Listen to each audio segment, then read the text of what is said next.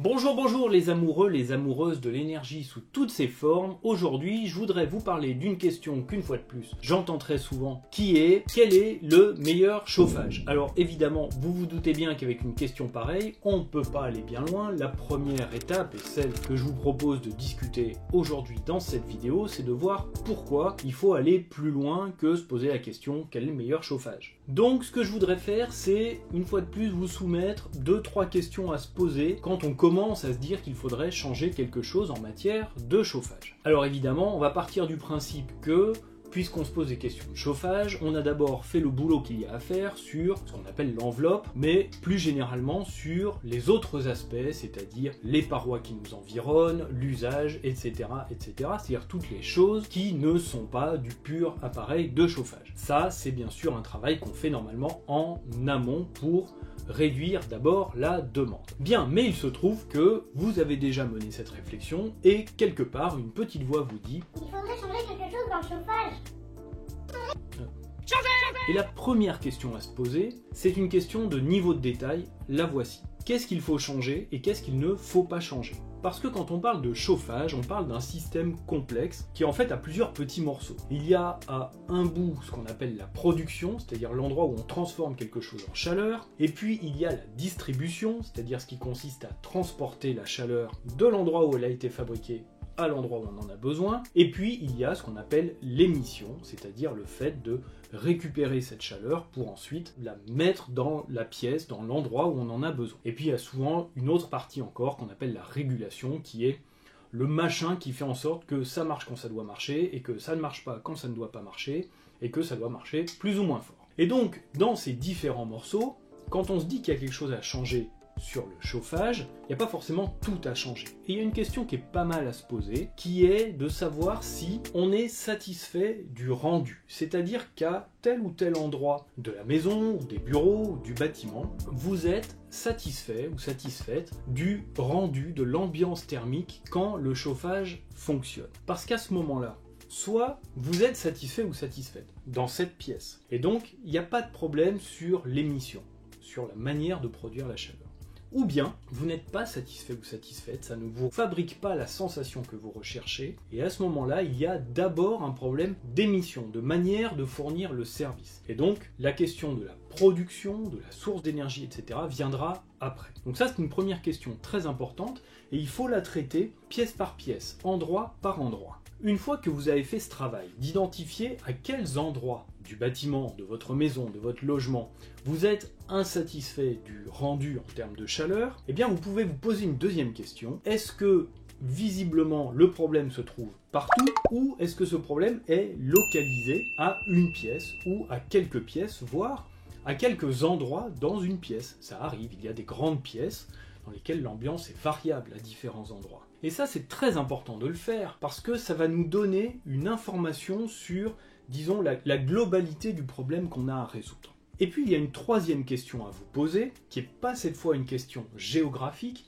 mais qui est plutôt une question temporelle. Est-ce que le problème que vous avez à résoudre est plutôt de l'ordre de ce qu'on appelle la base ou de ce qu'on appelle l'appoint? Je précise un petit peu. Ce qu'on appelle un chauffage de base, ou une production électrique de base, d'ailleurs on dit pareil en production d'électricité, en gros c'est quelque chose qui doit fonctionner tout le temps. C'est quelque chose qui nous sert à fabriquer des ambiances pour les usages longs. Et l'appoint, à l'inverse, c'est quelque chose, on comprend bien, c'est pour donner un petit coup de pouce de temps en temps, parce qu'on a un besoin ponctuel ou parce qu'on est dans une utilisation des locaux qui est très courte. Et bien selon que vous avez besoin plutôt d'un fonctionnement en base, donc long ou en appoint, ça va vous donner des informations différentes, en particulier sur la dynamique qu'on va rechercher, c'est-à-dire la capacité du système de chauffage en général à réagir vite ou au contraire à rester stable pendant longtemps à faible coût. Voilà donc 3 questions très importantes à vous poser avant même de vous demander si vous allez choisir du fioul ou du granulé ou une pompe à chaleur. Je vous donne un exemple très simple pour voir de quelle manière ça peut nous aider à réfléchir. Imaginons qu'on réfléchisse à une salle de bain. Dans une salle de bain, on n'y reste pas des heures. Donc typiquement, si vous avez un problème d'ambiance dans une salle de bain, c'est d'abord un usage très localisé. Ça ne vous dit rien finalement sur l'ambiance dans les autres pièces. Ce dont vous avez besoin, c'est d'un service très ponctuel, c'est même pas quand vous êtes dans la douche, c'est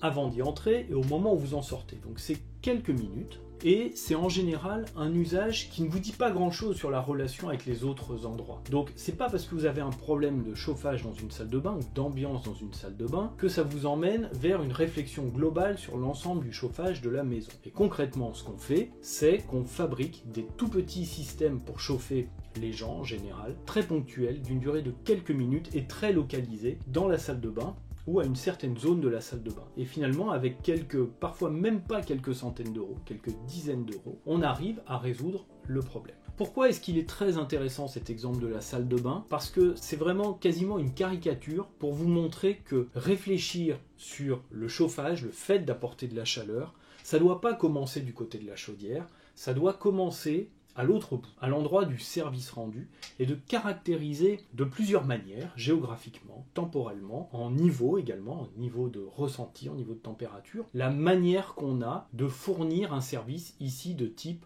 chaleur. Je vous invite vraiment à faire cet exercice si vous pensez à réfléchir à un changement de chauffage. Alors bien évidemment, il y aura peut-être des cas où finalement vous êtes entièrement satisfait de l'ambiance dans toutes les pièces, et peut-être que vous êtes insatisfait ou insatisfaite uniquement ou principalement pour des raisons de coût ou des raisons d'impact écologique, et à ce moment-là, vous travaillez effectivement sur la production. Mais bien souvent, en particulier dans l'existant, ce qu'on voit, c'est qu'il y a d'abord un travail important à faire sur le rendu. Et ce rendu, cette manière de réfléchir le type d'ambiance que l'on souhaite obtenir dans telle ou telle pièce à tel ou tel moment, à partir du moment où vous posez proprement vos exigences sur ces sujets-là, je vous garantis que ça va vous changer complètement la manière de réfléchir l'ensemble de la stratégie de chauffage, et que finalement bien souvent, la question de la production, du type de chauffage et du type de chaudière et du type d'énergie est repoussée à la périphérie et finalement devient bien souvent un choix très évident, très naturel. Voilà, en tout cas, je vous recommande dans tous les cas, quand vous avez une question comme ça très générale, à prendre un temps, à vous poser, à vous dire est-ce qu'il n'y aurait pas une manière un peu plus détaillée de se poser la question de quel est le meilleur, quel est le moins bon, parce que bien évidemment ce n'est pas aussi simple, et éventuellement, bien sûr, tournez-vous vers un professionnel, vers un expert, une experte, quelqu'un qui vous aidera à poser les questions, pas forcément un installateur, mais quelqu'un qui sait vous aider à vous poser les questions, et soyez attentifs à ce point. Est-ce que ces gens vous aident plutôt à vous poser des questions ou vous amènent plutôt des réponses toutes faites? Bon, de ça on parlera une autre fois dans une autre vidéo, mais pour le moment, il me reste à vous souhaiter le plein d'énergie positive. Je parle bien sûr de la vraie.